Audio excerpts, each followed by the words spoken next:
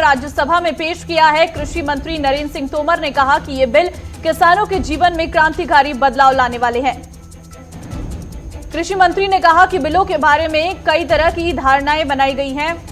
ये bill MSP से संबंधित नहीं है। इन विधेयकों के माध्यम से किसान के जीवन में बदलाव आएगा।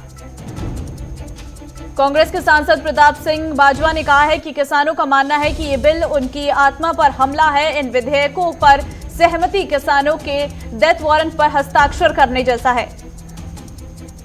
बिल पर चर्चा के दौरान बीजेपी के सांसद भूपेंद्र यादव ने कांग्रेस पर हमला किया और कहा कि कांग्रेस के लिए किसान सिर्फ एक वोट बैंक है। कृषि बिल पर कांग्रेस आर पार के मूड में है। कांग्रेस अध्यक्ष सोनिया गांधी ने सोमवार को एक अहम बैठक बुलाई है।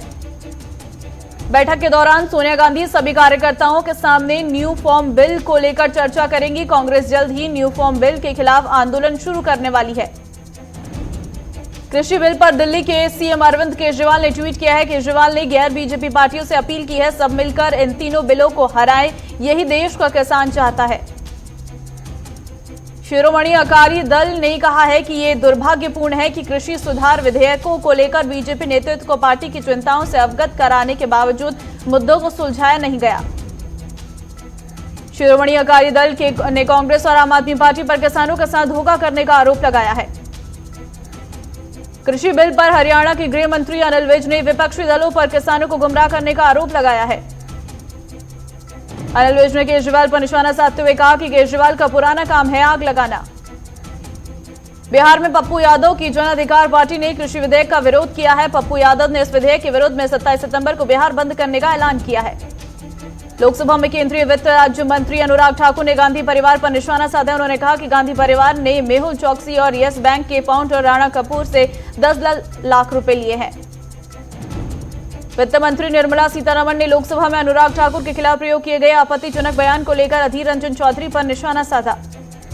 दिवंगत बॉलीवुड सुशांत मामले में पूछताछ का नया चरण शुरू करने के लिए सीबीआई की टीम फिर से मुंबई जाएगी।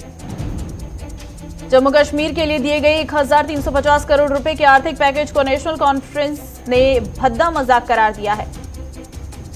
नेशनल कॉन्फ्रेंस ने कहा है कि संघ शासित प्रदेश की अर्थव्यवस्था को हुए 45,000 करोड़ के नुकसान के सामने ये पैकेज बहुत कम है। पीएम मोदी एक बार फिर 7 मुख्यमंत्रियों से कोरोना संक्रमण के मुद्दे पर चर्चा करेंगे। जानकारी के मुताबिक ये बैठक 23 सितंबर को आयोजित की जाने की संभावना है। रिपब्लिकन पार्टी ऑफ इंडिया ने महाराष्ट्र के मुख्यमंत्री उद्धव ठाकरे के अयोध्या आने पर उनका पुरजोर विरोध करने की बात कही है। उत्तर प्रदेश की योगी सरकार ने प्रदेश के सरकारी नौकरियों में आरक्षण का कोटा बढ़ा दिया है। अब यूपी में सरकारी नौकरियों में कुल 60% पदों पर आरक्षण होगा। पीएम मोदी 21 दिसंबर को बिहार में 9 राष्ट्रीय राजमार्ग परियोजनाओं की आधारशिला रखेंगे। इसके साथ ही पीएम मोदी वीडियो कॉन्फ्रेंसिंग के जरिए घर तक फाइबर योजना का भी उद्घाटन करेंगे। पश्चिम बंगाल में राज्यपाल जगदीप धनखड़ ने ममता बनर्जी पर निशाना साधा। उन्होंने कहा कि राज्य अवैध रूप से बम बनाने का अड्डा बन गया है।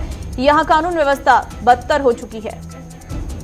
असदुद्दीन ओवैसी की पार्टी एआईएमआईएम ने बिहार विधानसभा चुनाव को लेकर पूर्व सांसद देवेंद्र प्रसाद यादव की पार्टी समाजवादी जनता दल के साथ नया गठबंधन बनाया है। मुख्यमंत्री योगी आदित्यनाथ ने कल भर्ती आयोगों को चयन बोर्ड के अध्यक्षों और की बैठक बुलाई है। बैठक में सरकारी विभागों में रिक्त पदों पर भर्तियों में तेजी लाने पर चर्चा होगी। उत्तराखंड में कोरोना की गलत जांच रिपोर्ट देने वाली निजी लैब पर कार्रवाई होगी। त्रिवेंद्र सरकार ने इसको लेकर आदेश जारी कर दिया है। उत्तर प्रदेश के मुख्यमंत्री योगी आदित्यनाथ ने आज फिल्म निर्माता मधुर भंडारकर से मुलाकात की है। इस बैठक में उत्तर प्रदेश में बनने वाली फिल्म सिटी को लेकर चर्चा हुई। जम्मू कश्मीर में बीएसएफ ने अंतर्राष्ट्रीय सीमा पर पाकिस्तान की तरफ से घुसपैठ की कोशिश नाकाम की है। साथ ही मादक पदार्थों के पैकेट जब्त किए हैं। दिल्ली एनसीआर में वायु प्रदूषण की गुणवत्ता को सुधारने के लिए प्रधानमंत्री के प्रधान सचिव डॉक्टर पीके मिश्रा ने अधिकारियों के साथ उच्च स्तरीय बैठक की। छत्तीसगढ़ के पूर्व मुख्यमंत्री रमन सिंह कोरोना की चपेट में आ गए हैं। रमन सिंह ने सोशल मीडिया के जरिए कोरोना पॉजिटिव होने की जानकारी दी। भीम आर्मी प्रमुख चंद्रशेखर संविदा प्रणाली के विरुद्ध में उतर आए हैं। उन्होंने कहा कि सरकार को सीधी भर्ती करनी चाहिए। राजस्थान के मुख्यमंत्री अशोक गहलोत ने कोरोना को रोकने के लिए बड़ा फैसला लिया है। राज्य में किसी भी जगह 5 लोगों से अधिक एक साथ खड़े नहीं हो सकते। राजस्थान के 11 संवेदनशील जिला मुख्यालय पर धारा 144 लगा दी गई है। वहीं सामाजिक धार्मिक आयोजन पर 31 अक्टूबर तक रोक बढ़ा दी है। देश में कोविड-19 के लगातार मामले बढ़ रहे हैं। भारत में यह आंकड़ा मरीजों का 54 लाख के पार पहुंच गया है, जबकि मरने वालों की संख्या 86,000 क्रॉस कर रही है। भारत में पिछले 24 घंटे में 92,605 नए कोरोना मामले सामने आए हैं। वहीं देश में 43 लाख से अधिक मरीज ठीक हो गए हैं। मौसम विभाग ने केरल के कन्नूर और कासरगोड जिले में भारी बारिश की आशंका जताई है। मौसम विभाग ने बारिश का रेड अलर्ट जारी किया है। खनन माफिया और बसपा के पूर्व एमएलसी मोहम्मद हाजी इकबाल की ग्लोबल यूनिवर्सिटी और मसूरी स्थित होटल को ईडी अटैच कर सकता है। अगले 1 महीने के भीतर कार्रवाई हो सकती है। वाराणसी में आज से संकट मोचन मंदिर के कपाट खुल गई हैं। बगैर मास्क के किसी को भी मंदिर में प्रवेश नहीं दिया जाएगा। पूर्व सांसद रमाकांत यादव को अपनी जान की चिंता सता रही है। उन्होंने राज्यपाल को पत्र लिखकर खुद की सुरक्षा की मांग की है। मिजोरम में भूकंप के झटके महसूस किए गए हैं। रिक्टर स्केल पर भूकंप की तीव्रता 4.6 नापी गई है। हालांकि भूकंप में जानमाल के नुकसान की कोई खबर नहीं। चिकोटी के पुलिस ने 8 टायर चोरों को पकड़ा है। उनके पास से 46 टायर और 8 से 62 लाख रुपए जब्त किए हैं। वाराणसी का संकट मोचन मंदिर श्रद्धालुओं के लिए खोल दिया गया है। सिर्फ 10 श्रद्धालुओं को ही एक समय में मास्क के साथ अनुमति दी जा रही है। कासगंज में शराब के ठेके पर काम करने वाले युवक की हत्या कर दी गई है। मृतक के परिजनों ने पुलिस सिपाही पर हत्या का आरोप लगाया। अयोध्या में NH 28 पर भीषण सड़क हादसा हो गया। गलत साइड से आ रहे टेम्पो को ट्रक ने टक्कर मार दी। हादसे में 4 लोगों की जान गई। एटा में नौकरशाहों की लापरवाही के चलते एक ही व्यक्ति को राजस्व अभिलेखों में 2 बार मृत दर्शाया गया। दोषियों पर कार्रवाई के आदेश जारी।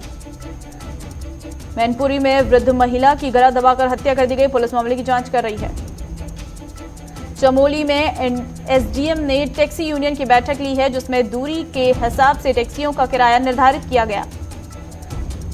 लखनऊ में बदमाशों ने मेडिकल स्टोर पर बैठे युवक की सरेआम गोली मारकर हत्या कर दी। वहीं बदमाश मौके से फरार हो गए।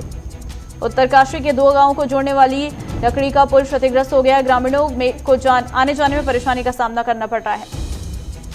देहरादून में तैनात एक सिपाही ने रुड़की के एक होटल में जमकर हंगामा काटा। मौके पर पहुंची पुलिस के साथ भी अभद्र व्यवहार किया। हरियाणा के कैबिनेट मंत्री कंवरपाल गुर्जर ने प्रेस कॉन्फ्रेंस की और 3 कृषि अध्यादेशों के बारे में बताया। साथ ही उन्होंने कहा कि कांग्रेस बहकाने का काम कर रही है। चामराजनगर के गांव में छात्र की तालाब में डूबने से मौत होगी। पुलिस ने शव को कब्जे में लेकर पोस्टमार्टम के लिए भेजा। कोलेगाल के गांव में तालाब का बांध टूटने से पानी का बहाव तेज हो गया है, जिससे करीब 100 एकड़ से भी अधिक धान की फसल डूब गई। देवघर में PM आवास योजना के लाभार्थियों को लॉटरी के माध्यम से आवास दिया गया है। 173 लाभार्थियों को मंजूरी पत्र दिया गया। झज्जर में 3 कृषि अध्यादेशों को लेकर विरोध प्रदर्शन किया गया। पूर्व सैनिकों ने जमकर नारेबाजी की। झारखंड के गोंडा में कॉलेज प्रशासन पर आरोप लगा है। मेडिकल परीक्षा में नकल कराने के नाम पर मोटी रकम वसूली जा रही है। सोशल मीडिया पर सांप को गोली से मारने का वीडियो वायरल हो रहा है और युवक के खिलाफ मामला दर्ज कर लिया गया है, जिसका ग्रामीणों ने विरोध किया। उदयपुर में पुलिस ने परीक्षा में 2 फर्जी अभ्यर्थियों को पकड़ा है। पुलिस दोनों से पूछताछ कर रही है। दुबई में खराब हालत में मिले पंजाब के चरणजीत सिंह की घर वापसी हो गई है। 2018 में वे श्रमिक का वीजा लेकर रोजगार की तलाश में दुबई गया था। कैथल में पुलिस और अपराधियों के बीच मुठभेड़ हो गई। पुलिस ने 3 अपराधियों को गिरफ्तार कर लिया है। साथ ही वकील को गोली मारकर लूटी गई गाड़ी भी जब्त कर ली है।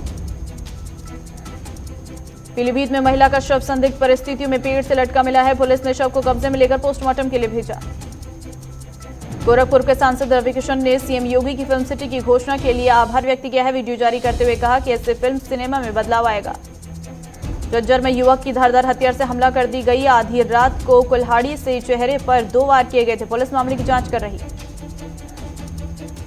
पूर्णिया के अस्पताल में कोरोना जांच के लिए आए मरीजों के लिए कोई सख्त इंतजाम नहीं किए गए हैं। लोग जमकर सोशल डिस्टेंसिंग की धज्जियां उड़ा रहे हैं। सहरसा में कोरोना के प्रति जागरूकता बढ़ाने के लिए जागरूकता रथ को रवाना किया गया। लोगों को मास्क पहनने के लिए जागरूक किया गया।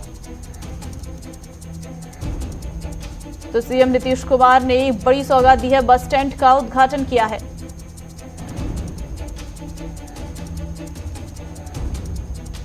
निपाड़ी में पति ने सुपारी देकर पत्नी की हत्या करवाई। पास के खेत से मृतक का लाश बरामद। BSF ने देर रात अरनिया इलाके में हथियार, गोला बारूद और ड्रग तस्करी के एक बड़े प्रयास को नाकाम कर दिया। बीजेपी विधायक संजय जायसवाल ने सीएम योगी को पत्र लिखकर कहा है कि शुगर मिल ने उनके इलाके में 60 बीघा जमीन पर अवैध कब्जा कर रखा है। महाराजगंज पुलिस ने इंडो नेपाल बॉर्डर पर 3 हेरोइन तस्करों को पकड़ा है और तस्करों के पास से कई ग्राम हेरोइन बरामद की है। आज भी डीजल की कीमत में कटौती हुई है। इसके दाम 22 से 25 पैसे प्रति लीटर पर गिर गया है और वहीं पेट्रोल के दाम स्थिर रहे। फिश सॉल्यूशन ने अनुमानन जताया कि 2020 में 11.5% ईंधन की मांग घटेगी। पिछले महीने से 130 रुपए सोना सस्ता हुआ है। चांदी में 370 रुपए की गिरावट आई है। देश का विदेशी मुद्रा भंडार 541.66 अरब डॉलर पर वित्त मंत्री ने 19 महीने के आयात के लिए काफी बताया। एसबीआई बैंक ने अपने ट्विटर हैंडल पर फर्जी लोन ऑफर्स को लेकर ग्राहकों को सावधान किया है। आईसीआईसीआई म्यूचुअल फंड ने ई-एजेंसी फंड का न्यू फंड ऑफर लॉन्च किया है। ये ईएसजी आधारित कंपनियों में निवेश करेगी।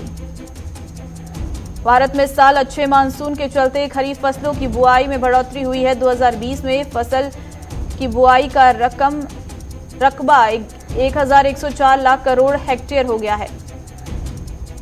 एक्सपर्ट कमेटी ब्याज में लोन मॉरेटोरियम की अवधि के दौरान ब्याज वसूली में छूट नहीं देने की सिफारिश कर सकती है। 28 सितंबर को सुप्रीम कोर्ट में सुनवाई होगी।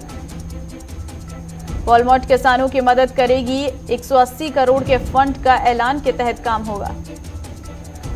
इनकम टैक्स की 8 और प्रोसेस के लिए फेसलेस असेसमेंट शुरू होगी। सरकार ने प्रस्ताव दिया। कोरोना का टीका -80 डिग्री सेल्सियस में सुरक्षित रखना होगा। ऐसे स्टोर बनाए जा रहे हैं।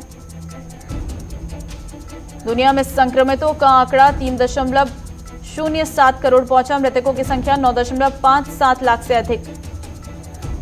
अमेरिकी राष्ट्रपति ट्रंप बोले, अमेरिकी विरासत की हिफाजत करूंगा। वहीं स्कूलों में फिर से राष्ट्रवाद की शिक्षा दी जाएगी।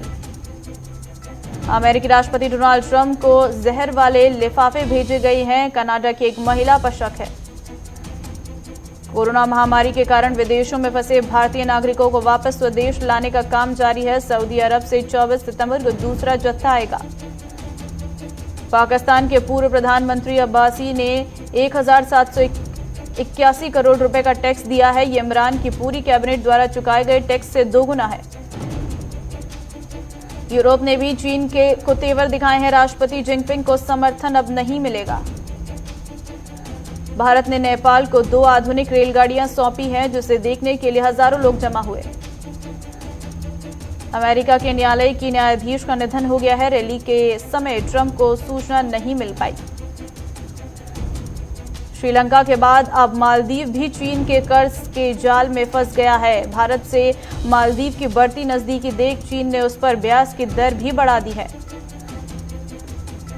अनुराग कश्यप पर यौन शोषण का आरोप। निर्माता निर्देशक अनुराग कश्यप पर एक्ट्रेस पायल घोष ने यौन शोषण का आरोप लगाया है। पायल ने एक पोस्ट के जरिए इस मामले में प्रधानमंत्री से मदद मांगी है। अनुराग कश्यप ने पायल घोष के आरोपों को बेबुनियाद करार दिया है। उन्होंने ट्वीट कर कहा कि थोड़ी तो मर्यादा रखिए मैडम, बस यही कहूंगा कि जो भी आरोप हैं आपके सब बेबुनियाद हैं। कंगना रनौत ने पायल घोष का समर्थन करते हुए अनुराग कश्यप की गिरफ्तारी की मांग की है। रणबीर कपूर और श्रद्धा कपूर पहली बार सिल्वर स्क्रीन पर साथ नजर आएंगे। ये दोनों निर्देशक लव इंजन की अगली फिल्म में साथ साथ दिखेंगे। कौन बनेगा करोड़पति का प्रीमियर 28 सितंबर को होने जा रहा है। शो का प्रोमो रिलीज कर दिया गया है। अबुधाबी स्टेडियम में खेले गए आईपीएल के पहले मुकाबले में चेन्नई सुपर किंग्स ने मुंबई इंडियंस को 5 विकेट से हरा दिया है। चेन्नई की तरफ से अंबाती रायडू ने शानदार अर्धशतकीय पारी खेली है। 45 गेंदों में 71 रनों की पारी खेलकर Rayudu man of the match चुने गए। महेंद्र सिंह धोनी ने आईपीएल के पहले मुकाबले में एक बड़ी उपलब्धि हासिल की है।